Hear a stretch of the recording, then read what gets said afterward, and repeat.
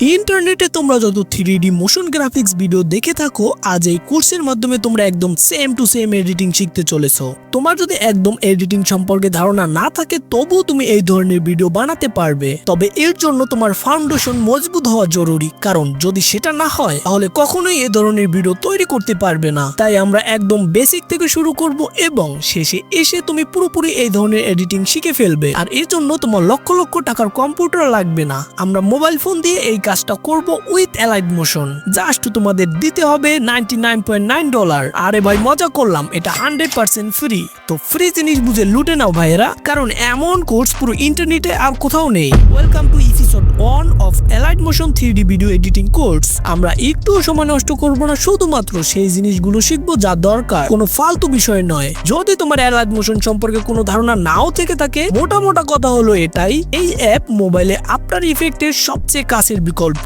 মানে আফটার ইফেক্টে যা যা করা যায় সেটা তুমি এখানেও করতে পারবে মোবাইলে, শুধু পার্থক্যটা হলো 19 আর 20। এই অ্যাপ্লিকেশনটি প্লে স্টোর বা আমার টেলিগ্রাম চ্যানেল থেকে ডাউনলোড করে নিতে পারো। আমি তোমাদের সাজেস্ট করব আমার টেলিগ্রাম চ্যানেল থেকে ডাউনলোড করে নেওয়ার জন্য। অ্যাপটা ওপেন করলেই তোমরা জাস্ট এমন একটা ইন্টারফেস পেয়ে যাবে, home, tutorial, plus button, project and template. Home সেকশনে কিছু বেসিক টিপস ও ট্রিক্স টিউটোরিয়াল দেখাবে, তো সেটা দেখেও তুমি শিখতে পারো। টিউটোরিয়াল, এখানেও তুমি অ্যালাইট মোশনের বেসিক টিউটোরিয়াল গুলো দেখতে পারো, যা তোমার দেখার দরকার নেই কারণ তুমি আমার ভিডিও দেখতেছো। প্লাস বাটনে আমরা একটু পরে আসতেছি। প্রজেক্ট ফাইল, আমরা যেসব ভিডিও বানাবো সেগুলো প্রজেক্ট ফাইল সেকশনে সংরক্ষিত থাকবে, যাতে তুমি পরবর্তীতে সহজেই অ্যাক্সেস করতে পারো। আর টেমপ্লেট সেকশন, কিছু টেমপ্লেট ভিডিও দেখতে পারবে যা টু বি অনেস্ট কোনো কাজেরই না, বাট এই যে এক্সএমএল ফাইল অপশনটা, এটা খুব কাজের জিনিস।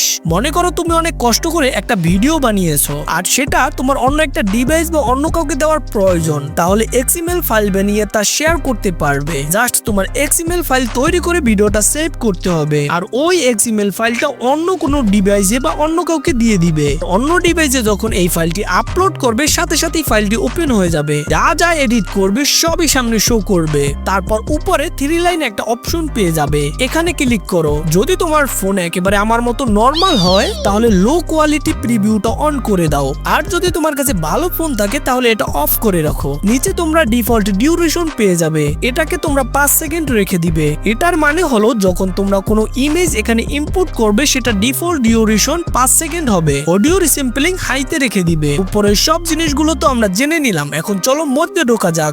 এখন আসো প্লাস বাটনে, এটাকে তুমি পম হিসেবেও বুঝতে পারো। অ্যাপ্লিকেশনটা ওপেন করার সাথে সর্বপ্রথম এখানেই চাপ দিবে, তোমার সামনে এরকম কিছু অপশন চলে আসবে। সর্বপ্রথম প্রজেক্ট আর এলিমেন্ট, এটা আমাদের কোনো কাজেরই না। এরপর নিচে তোমরা ভিডিও টপিকটা লিখবে, যেমন আমি লিখতেছি 3D ভিডিও।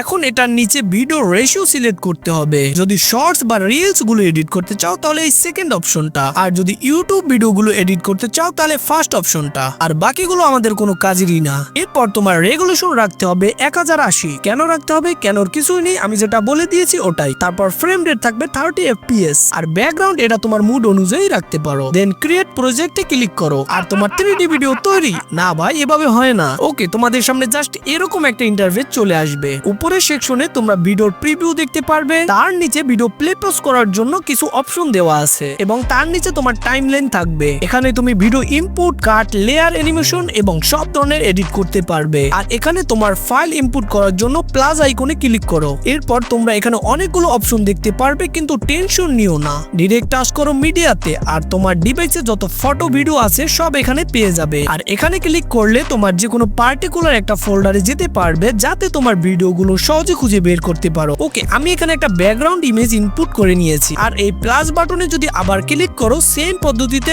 অডিও তুমি এখানে ইনপুট করতে পারবে। এই জিনিসগুলো তো একদম বেসিক। এখন আমরা একটা অ্যানিমেশন ক্রিয়েট করব, আর এটা তৈরি করতে যতগুলো ইম্পর্টেন্ট টুলস আছে ওইগুলো আমি তোমাদের এক্সপ্লেইন করে দিব। তো সবার আগে আমরা একটা পিএনজি অ্যাড করে নিব, এরপর একটা বোতল পিএনজি অ্যাড করে নিব।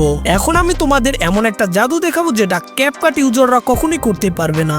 এখানে প্রতিটি লেয়ারের পাশে 3টি ডট লাইন থাকে, এটাকে হোল্ড করে নিচে ড্র্যাগ করো। এখন দেখো আমাদের বোতল পিএনজিটা পেছনে চলে গিয়েছে। সেম এই পদ্ধতিতে তুমি যে কোনো লেয়ারকে সামনে পিছে রাখতে পারো। এখন যদি তোমার একটা ক্লিপ কাট করার প্রয়োজন পড়ে এই যে লাইন দেখতে পাচ্ছ এটাকে বলে প্লে হেড। এটাকে তুমি সেখানেই নেবে যেখানে তুমি ক্লিপ কাট করবে। যেমন আমার এই জায়গায় ক্লিপটা কাট করব, এই লেয়ারটায় আগে ক্লিক করব। তো এখানে অনেকগুলো অপশন চলে আসবে, একটু কনফিউজ হওয়ার দরকার নেই। প্রথম লাইনে এই যে তিনটা অপশন আছে এগুলো দিয়েই তুমি কাটিং করতে পারবে। ফর এক্সাম্পল এখানে আমার যে ক্লিপটা এটা অনেক লম্বা, এখানে আমার সামনের পার্ট প্রয়োজন নেই, এই অপশনটাই ক্লিক করো আর সামনের যে পার্ট সেটা ডিলিট হয়ে যাবে। সেম পদ্ধতিতে যদি তোমার পিছনের পার্টের প্রয়োজন না পড়ে তাহলে প্রথম এই অপশনটায় ক্লিক করো, তাহলে পেছনের পার্ট সেটা কাট হয়ে যাবে। যদি তোমার ক্লিপের মাঝখানে কাট লাগানোর প্রয়োজন পড়ে আর সামনে পিছের কোনো পার্ট ডিলিট না করা লাগে তাহলে মাঝখানের এই অপশনটায় ক্লিক করো আর তোমার যে ক্লিপটা সেটা মাঝখান থেকে কাট হয়ে যাবে। আর তোমার যদি কোনো ভুল হয়ে যায় তাহলে এই অপশনটায় ক্লিক করো, তাহলে তোমার সেই ভুল আনডু হয়ে যাবে।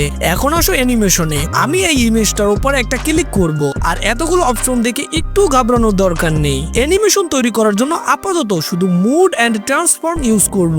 আর এখানে তোমরা ডান সাইডে 4টা অপশন পেয়ে যাবে, বাট এখন শুধু আমরা 3টা সম্পর্কে জানবো। ফার্স্টের এই অপশনটা দিয়ে তোমার ইমেজটা লেফট রাইট উপর নিচে করার জন্য এই অপশনটা ব্যবহার করবে।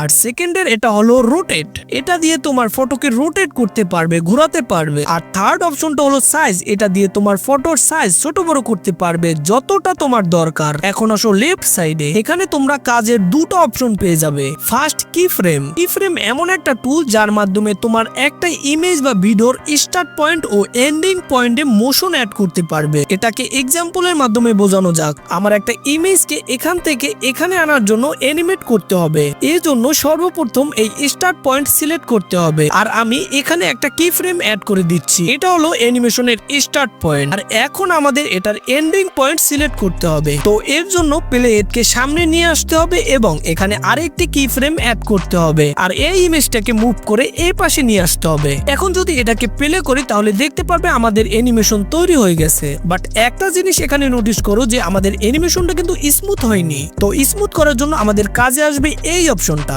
এখানে আসার পর তোমরা অনেকগুলো অপশন দেখতে পারবে। তো এখানে শুরুতেই বেশি মাথা খাটানোর দরকার নেই। মোস্ট অফ দা টাইম তুমি যেটা ইউজ করবে সেটা হলো এই অপশনটা। এই অপশনটাকে তুমি মনে রেখো। নাও এখন দেখতে পারো আমাদের স্মুথ অ্যানিমেশন তৈরি। এটাকে সেভ করার জন্য তোমরা রাইট সাইডে শেয়ার অপশন পেয়ে যাবে। এখানেও কিন্তু তোমরা অনেকগুলো অপশন দেখতে পারবে যেগুলো প্রিমিয়াম আফটার ইফেক্টও থাকে। এখানে জাস্ট ভিডিওটা সেভ করার জন্য প্রথম অপশনটাই আমাদের কাজে আসবে। আর লাস্টের এক্সএমএল ফাইল যা আমি ভিডিওর শুরুতে বলে দিয়েছিলাম, যদি তুমি এক্সএমএল ফাইল সেভ করো তাহলে তুমি এটা টেমপ্লেট ব্যবহার করতে পারবে। কিন্তু আমরা এখন শুধু ভিডিওটাকে এক্সপোর্ট করব, সেজন্য এই অ্যারোতে ক্লিক করো আর এখানে তুমি ভিডিওর কোয়ালিটিটা সেট করে নিতে পারো। আর এটার যে কোডেক্স এটা এরকমই থাকবে, ফ্রেম রেটটা ফুল করে দিবে। এট লাস্ট কোয়ালিটি যদি তোমার বেশি এমবির প্রয়োজন হয় তাহলে এটা তুমি ফুল করে দিবে এবং শেষে তুমি এক্সপোর্টের উপর ক্লিক করো। আর কিছু টাইম পর তোমার যে ভিডিওটা সেটা রেডি হয়ে যাবে। এখন সেভ টু গ্যালারি, ভিডিওটি তোমার গ্যালারিতে সেভ হয়ে যাবে। এটা তো ছিল অ্যালাইট মোশনের শুধু বেসিক এডিটটা। পার্ট 2 তে দেখাবো প্রফেশনাল 3D ভিডিও এডিটিং কিভাবে করবে।